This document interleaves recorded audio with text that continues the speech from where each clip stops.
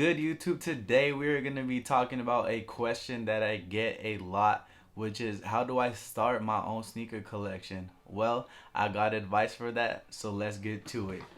Alright, so my first tip would be to buy what you would wear. Buy a shoe that you're going to wear. Don't buy something based off of hype just because it's hype. It's that simple. If you think it's ugly, don't buy it. Like, what's the reason?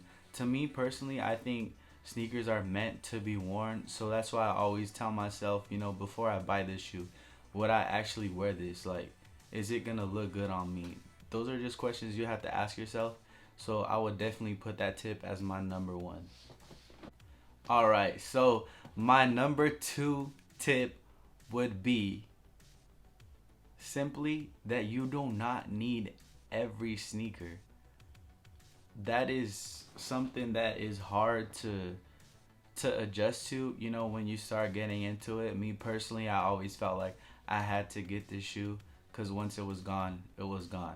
But the reality is that shoe is always going to be available. You might have to pay a little bit more, but it's always going to be available. Later on, you might even decide, hey, I want to trade one of my shoes for that shoe that I wanted. I mean, there's always availability, so to me personally, it's like you do not need every sneaker. Sneakers come out every year. They come out multiple times a month. I mean, there's always going to be a shoe that you want in the future. So if you don't get one on the past, it's fine. Just move on and see what you like next that's going to come out. So I would put that as my number two tip for sure. Alright, so my third tip would be to separate your money just for sneakers. Say you have a limit that you want to spend on shoes. Say it's $200 a month. I would say separate that money. When you spend the $200 on the shoes for the month, don't go over. Don't say, hey, I'm doing alright. I could probably afford another pair of shoes. Because then it starts playing with your mind. And I'm going to tell you guys right now, this game is very addicting and it's not cheap. That's the reality of it. The shoes are, most of them are going to cost you $200.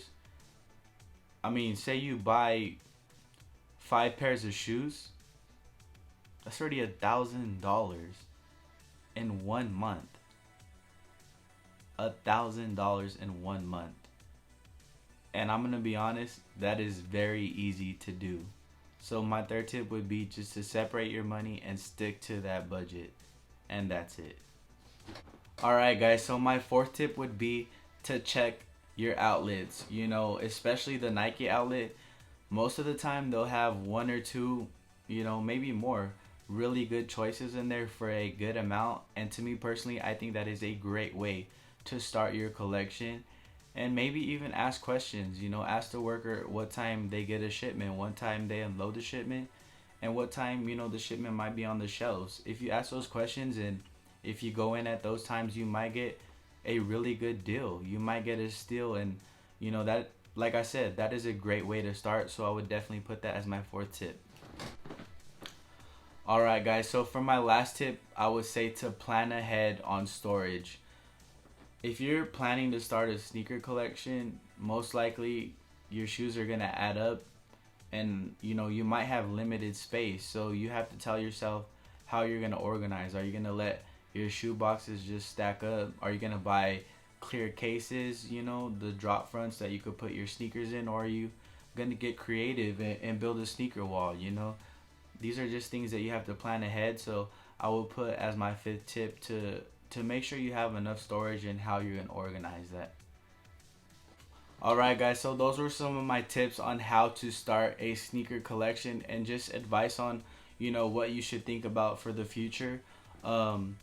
If you're new to the channel and like what you see, I ask that you give this video a thumbs up and subscribe to the channel. But that's going to do it for today's video.